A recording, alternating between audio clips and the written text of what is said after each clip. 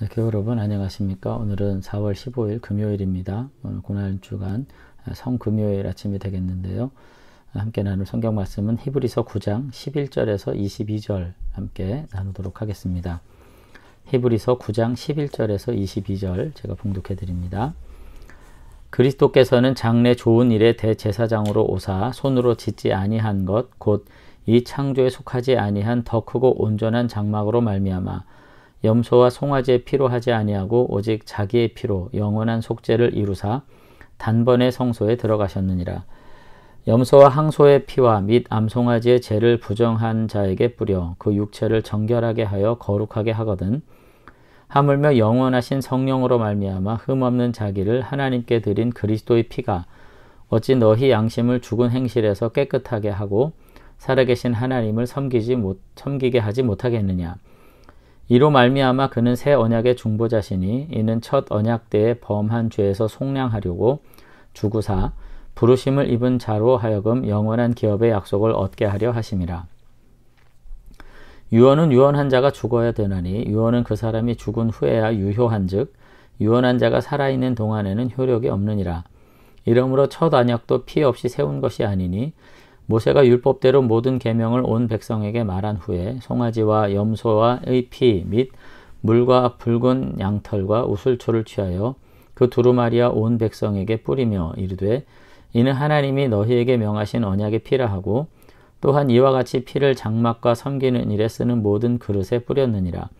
율법을 따라 거의 모든 물건이 피로써 정결하게 되나니 피 흘림이 없은즉 사함이 없느니라. 아멘. 네, 오늘 히브리서 9장의 이제 말씀을 통해 가지고 예수님의 십자가의 죽으심에 대한 초기 교회 이해가 또 어떻게 이제 새롭게 발전하고 있는지 하는 것들을 이제 살펴보도록 하겠습니다. 그러니까 복음서에 나타난 예수님의 죽음에 대한 이해를 제가 이제 보기 시작했잖아요. 그리고 복음서는 사실은 마가복음이나 마태, 누가복음에도 조금씩 차이가 있는 것이 뭐냐면 사실은 그 시간의 흐름에 따라서 예수님의 십자가를 조금 더 묵상하고 의미를 분석한 내용들이 나온다는 것입니다. 그런 점에서 마가복음이 굉장히 단조로운 반면 요한, 누가복음은 굉장히 그 어떤 이해된 측면의 이야기들이 나오고 있다는 거 우리가 이제 먼저 우리가 월요일부터 지금 쭉 봤고요. 히브리서는 그보다 더 많은 깊은 이해를 가지고 있는데 오늘 여기 보면 거의 예수님의 십자가에 대한 묘사는 등장하지 않고 의미가 어떤 언약적 개념에 따라서 지금 등장하고 있는 것을 볼 수가 있습니다.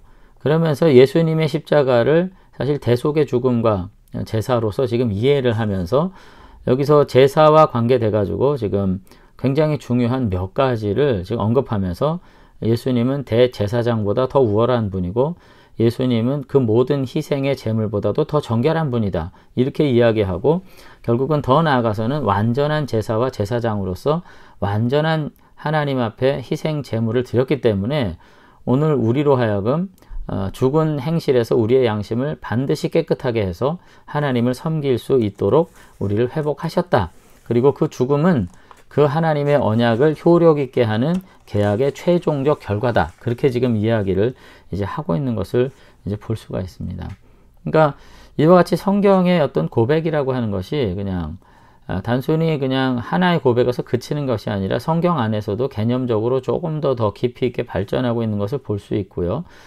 이런 점에서 오늘 우리는 종합적이고 총체적인 이해를 가지고 이제 예수님을 바라보고 하나님의 구원을 바라보게 되는 거죠. 우리가 이제 이 히브리서 기자에 의하면은 중요한 건 첫 번째는 예수님의 죽음은 피의 희생의 제사다. 그래서 구약의 짐승을 가지고 성도의 육체를 정결케 하는 이와 같은 그 제사는 반복적으로 드려질 수밖에 없기 때문에 완전하지 못하다면 이렇게 비유를 하는 거예요. 물론 그것이 온전하지 않으니까 다 무효다 그런 것이 아닙니다. 이것이 단지 반복적으로 드릴 수밖에 없었다는 것은 반복적인 죄악 앞에서 여전히 반복적으로 성결케 하는 이와 같은 일을 할 수밖에 없었지만은 그리스도의 피는 단번에 영원한 속죄를 이루셔가지고 단지 그저 육체를 정결케 하시는 것에 그치는 것이 아니라 14절에 하면 양심을 죽은 행실에서 깨끗하게 하는 우리의 가슴과 내면을 완전히 회복하는 완전한 제사로 드려주셔서 우리가 죄로 하여금 오히려 우리를 다스리지 못하도록 우리가 죄를 짓고 일어서서 거룩과 의를 추구할 수 있고 하나님의 주신 양심을 따라 살아갈 수 있는 온전함에 이르도록 하셨다. 그렇게 얘기를 하고 있는 겁니다. 그러니까 본문을 잘 보셔야 돼요. 예수님의 십자가의 보혈로 모든 죄를 용서한 사함 받았다. 그러면서 이 은혜를 소극적으로 적용하면서 그저 무슨 죄를 져도 우린 또 받으면 된다. 이렇게 말하고 있지 않고요. 14절에 보면은 육체를 정결케 하는 것에서 그친 과거 구약 제사라면 오늘 지금 예수님의 십자가 희생으로 드려진 완전한 제사는 양심을 죽은 육체로부터 행실로부터 깨끗게 해서 살아계신 하나님을 섬기도록 완전히 바꾸신다. 이렇게 이야기하고 있다는 거예요. 그 양심을 가지고 살아가면서 죄와 능히 승리할 수 있는 존재로 우리를 부르셨다. 오늘 그렇게 지금 이야기를 하고 있다는 점 우리가 생각했을 때 다시 한번 우리는 이 구원을 보다 능동적이고 적극적인 측면에서 사용할 수 있는 마음을 가져야 될 것 같아요. 그저 용서받고 다시 나가서 죄 짓는 것을 두려워하지 않는 이런 소극적인 태도가 아니라 오늘 다시금 세상 앞에서 하나님께서 원하신 방식대로 능동적이고 적극적이고 과감하게 살아가는 그래서 그 구원의 은혜 아래서 우리가 이 세상에 속하지 않은 새로운 가치를 가지고 우리가 다시 한번 우리의 삶을 채워가는 그와 같은 삶 요청되고 있다는 거 오늘 본문을 통해서 알 수 있을 것 같습니다. 그러면서 15절에 가서는 새 언약이다 이런 표현들이 나옵니다. 그러면서 16절에 유언은 유언한 자가 죽어야 효력이 있다 그런 말을 이제 하면서 결국 예수님께서 십자가의 죽으심으로 말미암아 주고 하나님께서 우리를 구원하시겠다고 하는 약속이 완전히 효력 있도록 성취하셨다. 그렇게 이야기를 하고 있습니다. 우리가 사실 죄로 인해서 죽어야 될 수밖에 없는 첫 언약에 속한 자들이었는데 오늘 예수님께서 두 번째 아담으로 오셔서 그 언약을 온전히 이루시는 죽음을 통해 가지고 우리를 다시 한번 생명의 길로 인도해 주셨다. 오늘 그렇게 이제 굉장히 신학적인 얘기가 오늘 여기 지금 16, 17절은 뭐 굉장한 신학적인 내용입니다. 그러나 단순히 말하자면 이제 그 언약이 효력이 있어서 첫 번째 언약은 결국 우리가 죽을 수밖에 없었는데 다시금 새 언약의 중보자로 오셔서 대신 우리를 위해서 십자가에 달려 죽으심으로써 그 죽음을 통해서 효력 있는 구원을 우리에게 성취해 주셨다. 그렇게 이야기를 지금 하고 있는 것을 볼 수가 있습니다. 그렇기 때문에 결국은 우리가 다시 한번 또다시 어떤 이야기를 할 수 있냐면 죄에 대해 죽고 의에 대해서 살았기 때문에 우리가 다시 한번 죽음과 사망의 죄의 그늘 아래서 살아가는 것이 아니라 생명을 주신 주님의 거룩한 백성으로 살아가도록 우리가 그렇게 부름을 받았다. 그런 이야기를 하면서 22절 마지막에 그 유명한 말씀 나오는 거죠. 피 흘림이 없은즉 사함이 없다 라고 하는 엄청난 선포를 이제 가지고 마치고 있는 걸 볼 수가 있습니다. 근데 우리가 이제 계속 오해하지 않았으면 좋겠다는 거죠. 무슨 죄든지 용서받을 수 있으니 또 무슨 죄를 짓는 거 두려워할 이유가 없다는 식의 삶은 결코 성경의 저자들이 우리에게 주려는 확신과는 거리가 멀다는 것입니다.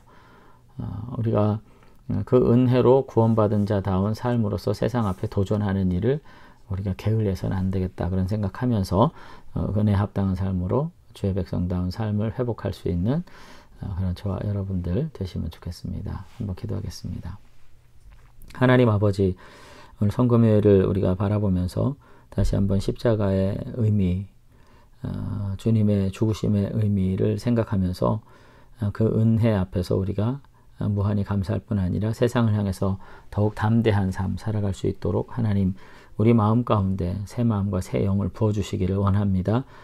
죄로부터 우리의 양심이 노임받게 하시고 죽음의 그늘에서부터 다시금 우리를 자유케 하셔서 세상 앞에 살아있는 양심과 담대함으로 살도록 우리를 붙잡아 주시옵소서. 그래서 교회가 세상 앞에 새로운 생명의 정말로 통로로서 구원의 방주로서 역할할 수 있도록 하나님께서 새 은혜 부어 주시옵소서. 우리 하나교회에 속한 모든 교우들 이 믿음 안에서 우리의 삶을 복되게 세워주실 줄로 믿사옵고 예수님 이름으로 기도드리옵나이다.